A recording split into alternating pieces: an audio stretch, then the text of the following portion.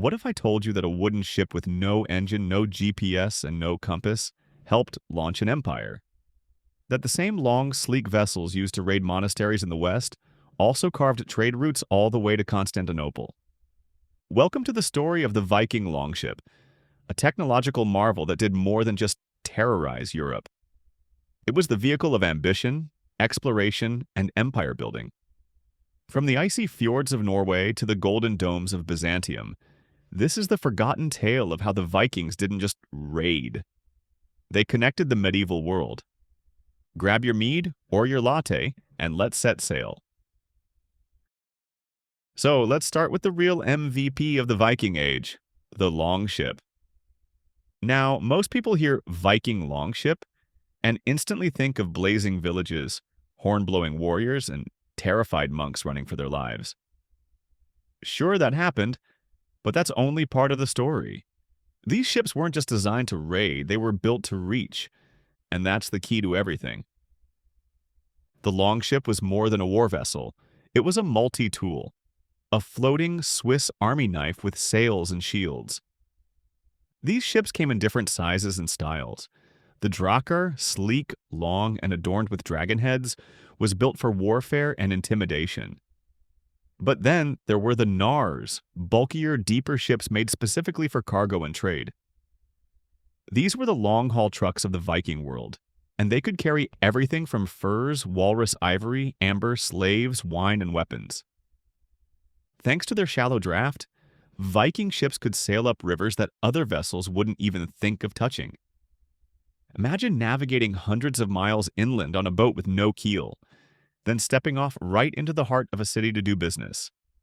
That's how the Vikings got into places like Novgorod and Kiev. And let's not forget exploration. These longships didn't just hop along coastlines, they crossed oceans. Leif Erikson sailed one of these bad boys all the way to Vinland, believed to be in modern-day Newfoundland around the year 1000 AD, 500 years before Columbus. And it wasn't a fluke. He didn't wash up by accident. He planned that journey. The Vikings used longships to explore, settle, and colonize places like Iceland, Greenland, the Faroe Islands, and even parts of Britain and Ireland. They didn't just conquer, they moved in. They brought livestock, families, tools, and seeds. It was migration by longship. And here's the crazy part. They did all of this without compasses, maps, or modern instruments. Just stars, sunstones, the wind, and years of collective knowledge passed down through oral tradition. So yeah, these weren't just raid and pillage boats. They were floating lifelines, trade caravans, family vans, empire makers. They made the world bigger for the Vikings and smaller for everyone else. So now that we've got a clear picture of what these longships could do, cross oceans, navigate shallow rivers, carry cargo, people, and even dreams, let's follow the Vikings as they pointed their prows not just westward to the Atlantic, but east, deep into the heart of the medieval world. If you think Viking adventures stopped at the shores of England or the icy coast of Newfoundland, think again. Some of the boldest journeys went in the opposite direction, into the east, across the rivers of modern-day Russia, Belarus, and Ukraine. And here's where the longship's unique design really shined. The Vikings, especially those from what is now Sweden, began to navigate the vast river systems of Eastern Europe by the 8th and 9th centuries. These weren't gentle streams. These were rough, winding, unpredictable waterways. But the longship's shallow hull made it perfect for this kind of journey. It could skim across low waters, avoid submerged obstacles, and even be dragged overland when the rivers weren't cooperating. And they did drag them. Picture this. A Viking crew carrying their fully loaded ship across patches of land between rivers, portaging through dense forests and swampy valleys using logs as rollers, ropes for leverage, and sheer strength to haul their empire on their backs. Why go through all that trouble? Because at the other end of those rivers was gold. Not literally in most cases, but metaphorically, yes. Trade with the Islamic caliphates to the south and the Byzantine Empire to the southeast offered luxury goods the Norse had never seen before. silk, silver, spices, glassware, and coins. Real minted coins, the kind with imperial faces stamped on them, not hack silver bars like back home. And the Vikings didn't just stumble into these places. They mapped these routes, learned their dangers, and passed that knowledge along. The Volga River route brought them toward the Caspian Sea and Persia. The Dnieper River route took them straight to Miklagard, Constantinople. This wasn't some wandering horde. It was a system, a network, a proto-supply chain with Viking fingerprints all over it. In fact, this is where the name Rus comes into play. The local Slavic population started referring to these Norse traders as Rus, which is likely derived from the Old Norse word rodir, meaning rowing crew, or men who row. That name, it stuck. And eventually it evolved into the name of an entire country, Russia. Let that sink in. The Vikings didn't just trade with the East, they helped name it. So, while the longships raided in the West, they built relationships in the East. Some peaceful, some not so much, but all made possible by the reach of their longships and the rivers that became watery highways into the soul of medieval Eurasia. Now imagine this. After weeks or even months rowing across rivers, hauling your longship over muddy hills and dodging bandits in the Slavic forest, the dense canopy opens, and suddenly you see it. Miklagard. To the Vikings, this wasn't just another city, it was the city. Miklagard, or the Great City, was their name for Constantinople, the glittering heart of the Byzantine Empire. And for Norse traders and warriors used to rough timber halls and small coastal markets, this place was nothing short of mythical.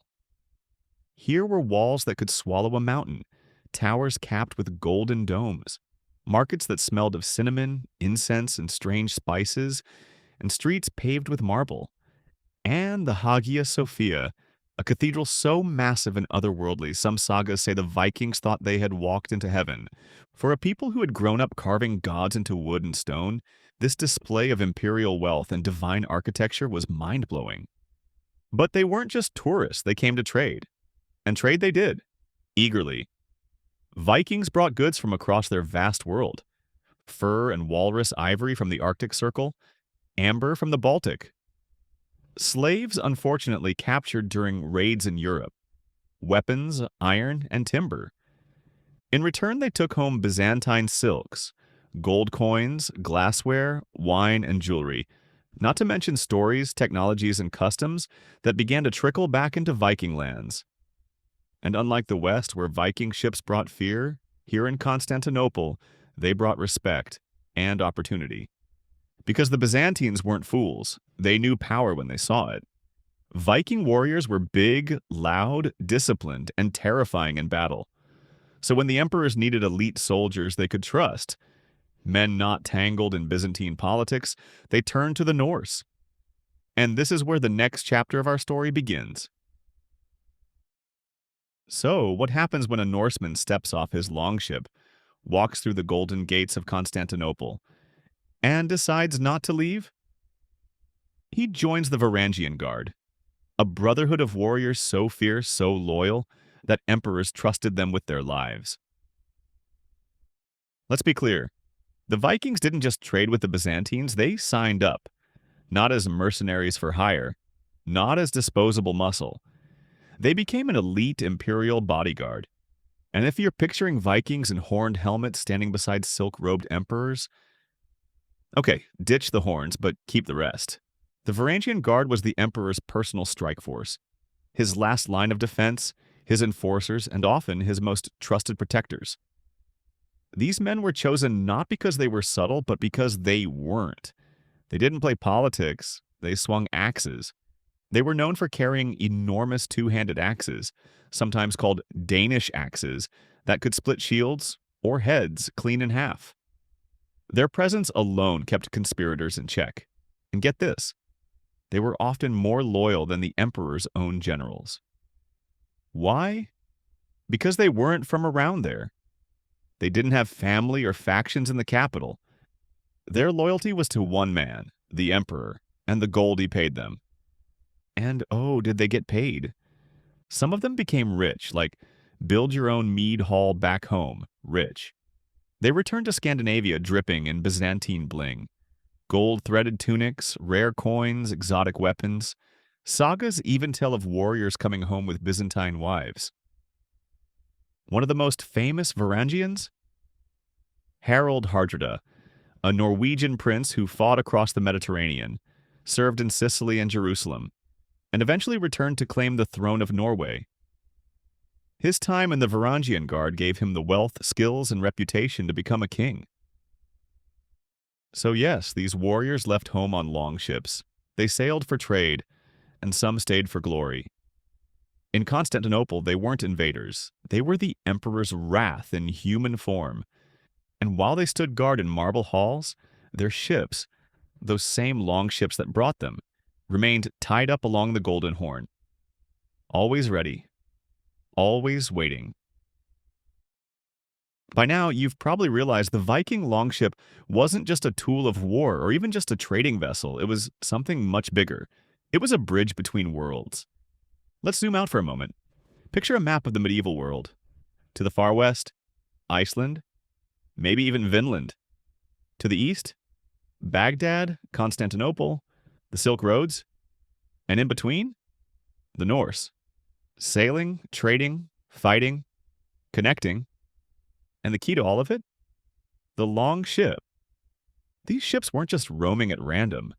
Viking routes formed the backbone of early medieval trade networks.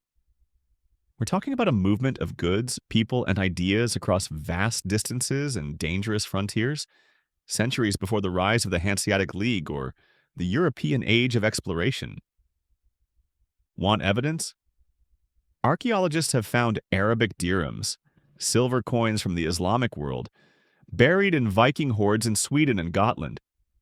They've found Byzantine silk fragments in Norse burial mounds, and amber from the Baltic is turned up in Frankish and Slavic sites thousands of miles away.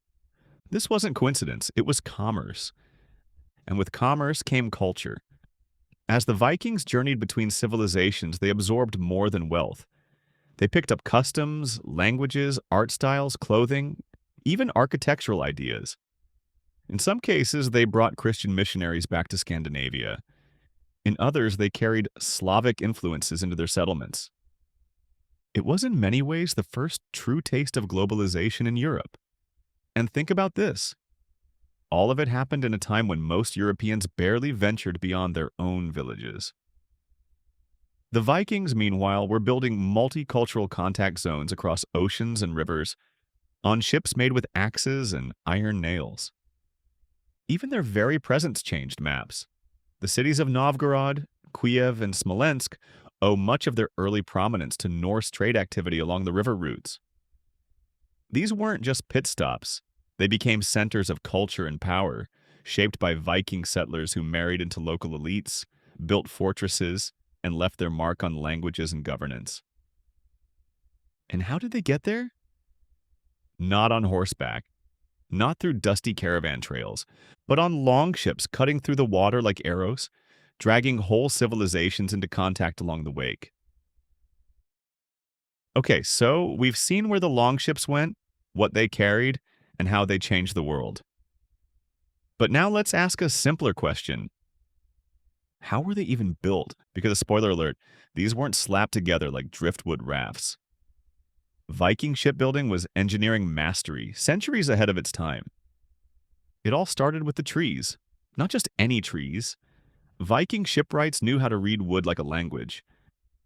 They scouted for tall, straight oaks that had grown slowly, producing strong, tight grain. Each plank was carved, shaped, and bent to fit using axes, not saws, allowing for precise, curved shaping without splitting the wood. This technique, known as clinker construction, involved overlapping planks like scales, light enough to be fast, flexible enough to absorb the waves.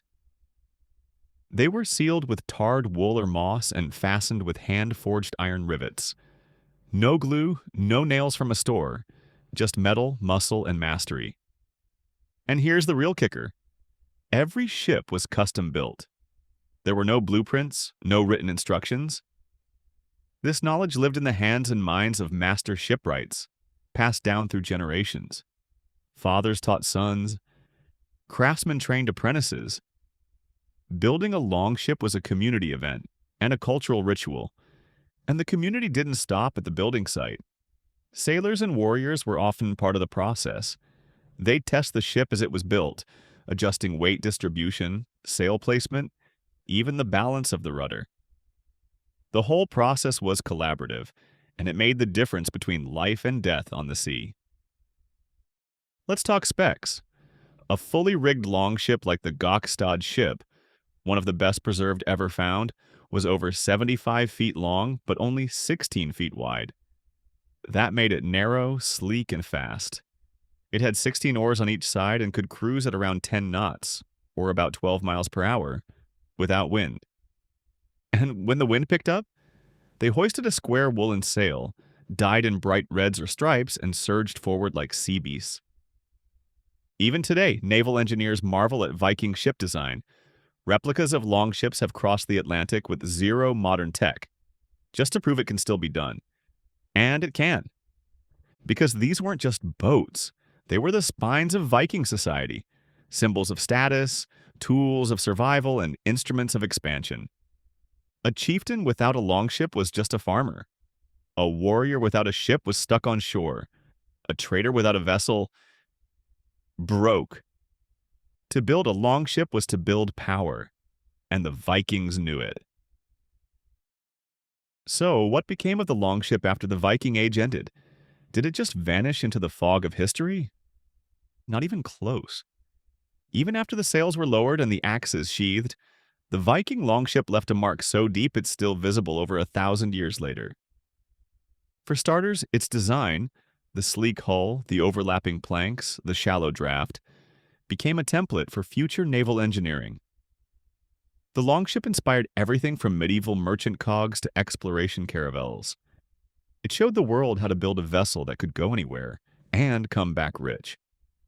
But beyond the nuts and bolts, the longship became a symbol. A dragon-headed ghost from the past that still lives on flags, national crests, and pop culture. In places like Norway, Sweden, and Denmark, it's more than nostalgia, it's a foundational image of identity. Look at the Oseberg and Gokstad ships now preserved in museums in Oslo.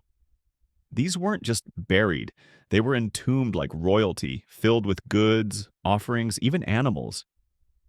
Because to the Vikings, the longship wasn't just a means of travel, it was a vessel to the next world, a way to sail into Valhalla itself.